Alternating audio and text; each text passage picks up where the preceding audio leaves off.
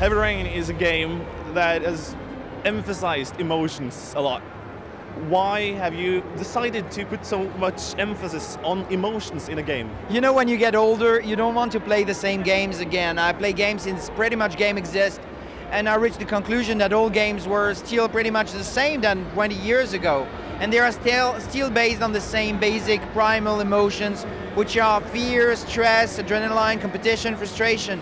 And I just wonder why we couldn't trigger more complex and subtle emotions like empathy, like anger, like sadness, happiness, or jealousy, or hate, or whatever, that are triggered very successfully in movies and in books. Why not in games? And also I wanted to create an experience that would be accessible to a wider audience, not just hardcore gamers who are 15 years old, but a more mature audience looking for a deeper type of experience with more meaning and more subtlety in it. So you see it as a tool to reach a wider audience? Not as a tool, as a natural evolution. I mean, it's also because game designers like me, I mean, I'm in this industry for 15 years. I'm 40 years old now. I don't want to write the same games than 20 years ago.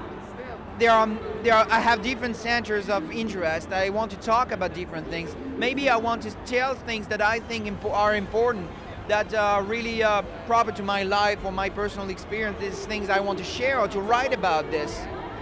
Where when I was 20 or 25, I was just thinking about writing explosions and killing zombies and doing stuff because that was cool at the time.